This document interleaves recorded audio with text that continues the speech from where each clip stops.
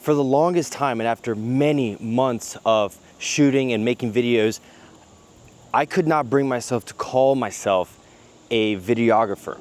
I felt like an imposter every time that topic came up and I had the opportunity to claim it. But then something changed. I had often heard this being said when I was first starting out, but one of the things that you really need to start owning is your role in whatever it is that you're trying to get better at. So in my case, I love being a videographer.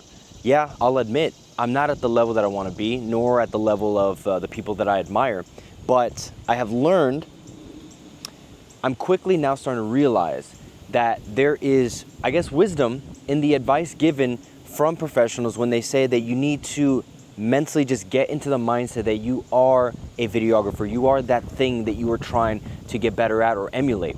And it doesn't make sense. It's very uncomfortable, but that mind shift will start to affect your actions and the way you behave. So for example, for me, nowadays, I tell people when they ask me, what do you do for a living? I say I'm a videographer. Sure, I have a 9-to-5 job, and I don't tell them this part, but I have a 9-to-5 job, and that helps pay for the bills, that helps pay for just my livelihood, things like that. But it gives me the creative freedom to be a videographer. And so when I meet people, I tell them that. And that speaks volumes because that shows that you're confident in who you are, what you're doing. And a lot of times that's actually led to a lot of paid gigs that have allowed me to get better at my craft, add to my portfolio, and just all the more boost the fact that I am a videographer. Ownership of this title and this role has also helped me to become more bold in what I decide to do as far as my work and what I put out on social media. Ooh, that looks cool. It's just a abandoned stone bridge, a wall, not sure. It causes you, it does this weird thing, and a lot of this is kind of, it's hard to explain because you want to explain it in a way that would make sense to anybody who's not adopted this mindset. And for me, I could hear it explained so many times, I just did not understand it until I finally did it.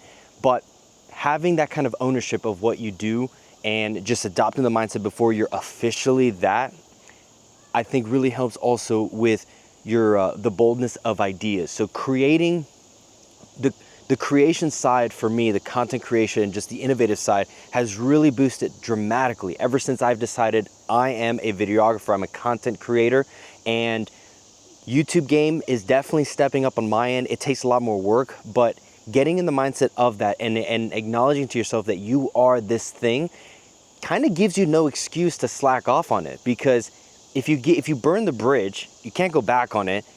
It forces you to move forward and do the best that you possibly can. And now look, I'm posting twice on Instagram every single day and trying to instill a little bit of quality in there. It's not just cheap snuff. And then upping the quality of my weekly videos on YouTube to provide a little bit more value, have more fun with it, working on thumbnails, titles. So there's a lot that really gets baked into it, but it all starts with the mindset of just owning it.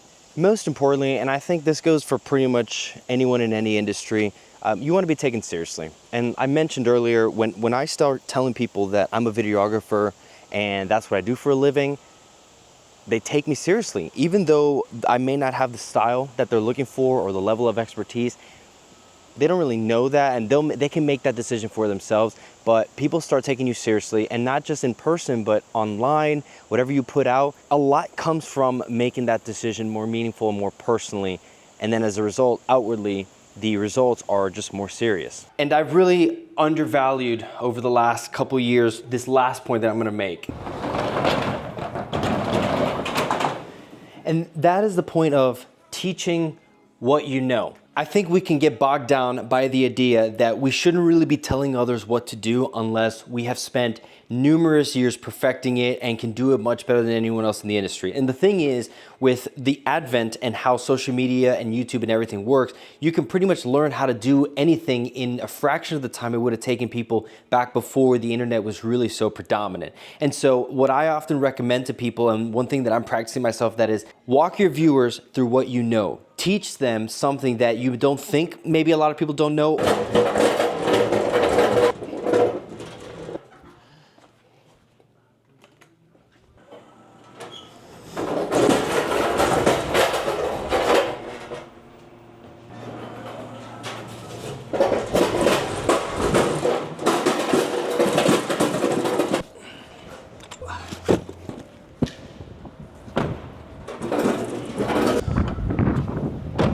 And just as a final point of encouragement, I know that a lot of times, a lot of us are always going to think, you know, can people sniff out the lack of experience? And the answer is no.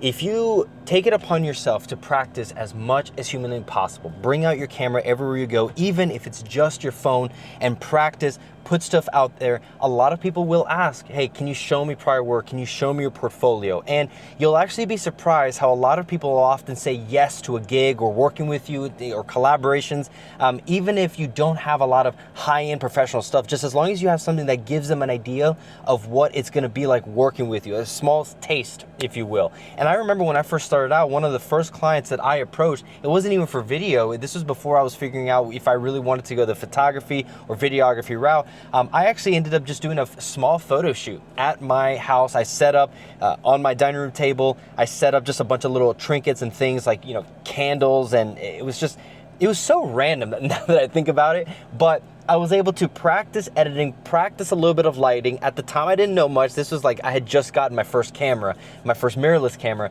but I put stuff out over a course of a couple of days to where there was like, on the grid, I wanna say maybe there was like 12 pictures or, you know, a few carousels here and there, and it was not even about a single human. Like, the subject was just inanimate objects, but I took that work to a tattoo shop, and I like tattoos, and I wanted to really try my hand out at, you know, taking photos of people in a live environment. And so for small honorarium, I was actually able to charge them next to nothing, so there's no risk on their end. It gave me the playground to be able to practice more, but I confidently walked in there and I said, look, I'm a photographer, I take photos for people for a living, and here's a little bit of my work. They even asked me for it, I showed it to them, and I think one of the people in there had actually seen my work before and had already shown the tattoo shop owner my stuff. So the moment I walked in there, he was already wanting to say yes because he saw the lighting compositions. He'd seen what I had done and said, I want that replicated in my shop. So that was a huge win for me, and then it just contributes to the fact that you just gotta own up to it.